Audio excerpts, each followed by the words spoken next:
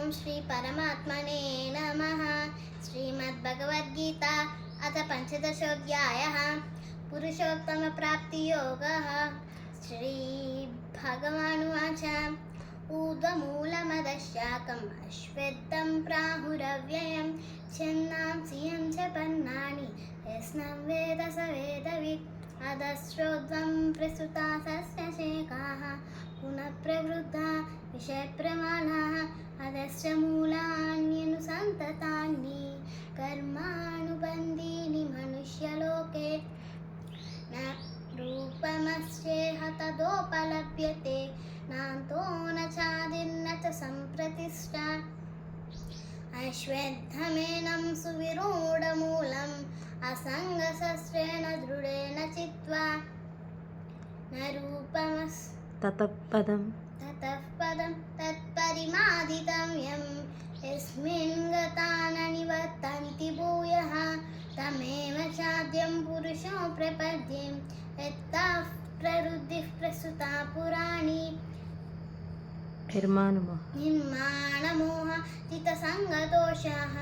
अध्यात्मनित्या विनिवृद्धकामाः त्वं मुक्ता सुखदुःखसंज्ञैः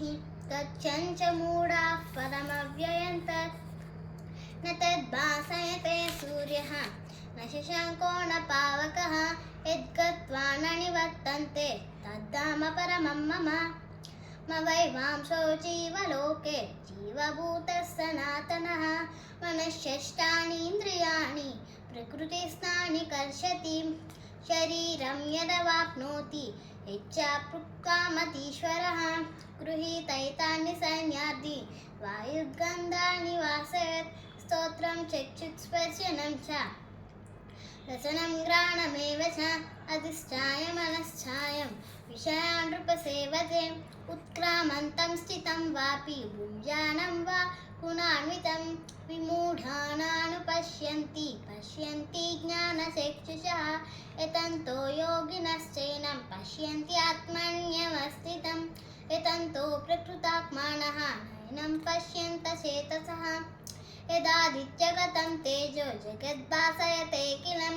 यच्चन्द्रमसि यच्चाग्नौ तत्तेजो विद्धि मामकम् कामा विश्वच भूतानि धारयाम्यहमोजसा पुष्णामि चौषधिः सर्वाः सोमो भूत्वा रसात्मकः अहं वैश्वानरो भूत्वा प्राणिनां देहमाश्रितः प्राणापानसमायुक्तः पचाम्यन्नं चतुर्विधं सर्वस्य चाहं हृदि सन्निविष्टः मत्तः स्मृतिज्ञानमपोकणं च वेदैश्च सर्वैवहमेव वेद्यः वेदान्तकृद्वेव विदेव चाहं वामिवौ पुरुषौ लोके क्षराक्षर एव च क्षरः सर्वाणि भूतानि कूटस्थोऽक्षर उच्यते उत्तमः पुरुषस्तन्यः परमात्मेत्युदाहृतः यो लोकत्रयमाविश्य विभज्यवेय ईश्वरः यस्माक्षरमतीतोऽहम् अक्षरादपि चोत्तमं यच्चन्द्रमसि यच्चाग्नौ अधोऽस्मि लोके वेदे